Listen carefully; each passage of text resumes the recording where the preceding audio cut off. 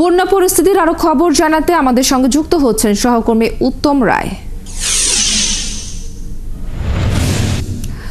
উত্তম, আসলে মানুষ ভাঙনের আতঙ্কে আছেন, একটু জানাবেন আমাদেরকে যে ভাঙন আশঙ্কা নিয়ে প্রশাসন কি বলছে আর দুর্ভোগ কমাতে তারা কি ব্যবস্থা নিয়েছেন? জানিয়ে রাখি যে আমি যে আছি নদী পারে, এই নদী পারের যে লালমনিরহাট জেলা কিন্তু আকস্মিক কিন্তু গত 3 দিন বিগত 3 দিনে কিন্তু টানা বর্ষণ এবং উজানের যে পাহাড়ি ঢল, সেখানে কিন্তু তিস্তা নদীর নাব্যতা না থাকায় কিন্তু অল্প পানিতে কিন্তু দেখা দেয় বন্যা। এবং এই বন্যা কিন্তু দ্রুত কিন্তু পানিটা নেমেও যায়, যেহেতু ভাটিতে ছিল কুড়িগ্রাম জেলা এবং তারপরে ব্রহ্মপুত্র, সেই ব্রহ্মপুত্র নদ কিন্তু খালি থাকায় কিন্তু দ্রুত পানিটা নেমে গেছে। এদিকে জেলা প্রশাসন এবং পানি উন্নয়ন বোর্ড কর্তৃপক্ষ, আমাদের নবাগত জেলা প্রশাসক যেটি জানিয়েছেন সেটি হচ্ছে যে দুর্ভোগ কমাতে, যে নদী পাড়ের যে বানভাসী যে মানুষগুলো ছিল তাদের যে দুর্ভোগ কমাতে কিন্তু তাদের জন্য ইতিমধ্যে 13 লক্ষ টাকা বরাদ্দ দিয়েছে গবাদি পশু, শিশু খাদ্য এবং সাধারণ মানুষের যে খাদ্য ব্যবস্থা এর জন্য। এছাড়াও 90 মেট্রিক টন চাল কিন্তু বরাদ্দ দিয়েছে হাতিবান্ধা, পাটগ্রাম, কালীগঞ্জ, আদিতবাড়ি, 5টি লালমনিরহাট সদস্য 5টি উপজেলার যে বানভাসী ইউনিয়নগুলো আছে সেখানকার মানুষদের জন্য।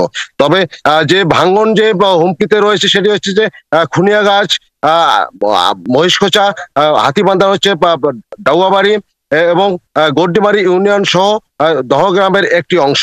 এদিকে পানি উন্নয়ন বোর্ড কর্তৃপক্ষ যেটি জানিয়েছেন সেটি হচ্ছে যে এই নদী পাড়ের যে ভাঙ্গন রোধ, সেই ভাঙ্গন রোধের জন্য যথাযথভাবে সরকারের ঊর্ধ্বতন কর্তৃপক্ষের কাছে তারা আবেদন জানিয়েছেন যে নদী ভাঙ্গন আসলে তীর রক্ষার জন্য যতটুকু বরাদ্দ সেটি কিন্তু কাজ চলমান এবং আরো কিছু বরাদ্দের জন্য তারা কিন্তু আবেদন করেছেন।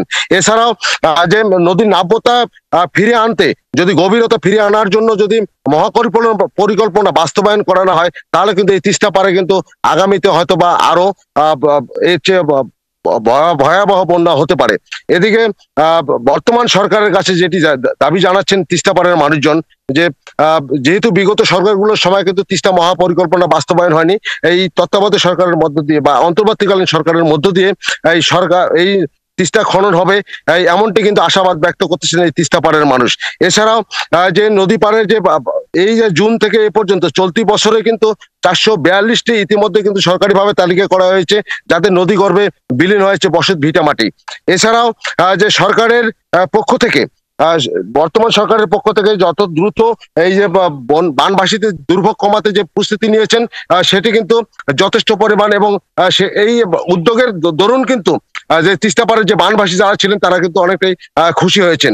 এদিকে যে তিস্তা সহ ধরলা এবং লালমনিরহাট জেলায় যেহেতু ছোট বড় 11টি নদ নদী রয়েছে, এই নদ নদীর সবগুলোতে কিন্তু নাব্যতা ফিরে আনার জন্য খনন প্রক্রিয়া অতীব জরুরি বলে মনে করেন যে নদী পাড়ের মানুষজন। যেমনটি ইতিমধ্যে দেখা গেছে যে লালমনিরহাট সদরের তিস্তা গোকুণ্ডে ইউনিয়নের রেল লাইনের উপর দিয়ে কিন্তু পানি প্রবাহিত, গতকাল সকাল 11টা থেকে বিকাল 3টা পর্যন্ত কিন্তু পানি বইছিল। এদিকে এই নাব্যতা যদি তারা ফিরে পেত বা এই নদীর যে গভীরতা যদি থাকতো তাহলে যে পানিতে বন্যা হয়, আসলে যে পানিতে বন্যা হয়েছে গতকাল বা গত দুদিনে, এটি কিন্তু হবার কথা ছিল না। এদিকে যে যারা নদী বিশেষজ্ঞ আছেন তারা মনে করতেছেন, স্থানীয়রা বা নদী পাড়ের মানুষজন, যারা সচেতন মানুষজন, তাদের দাবি এই বর্তমান অন্তর্বর্তীকালীন সরকারের মধ্য দিয়েই যে এই তিস্তা মহাপরিকল্পনা বাস্তবায়ন হবে এমনটি জানিয়েছেন। এর আগে আশ্বাস। ধন্যবাদ উত্তম রায় এই মুহূর্তে যুক্ত হবার জন্য।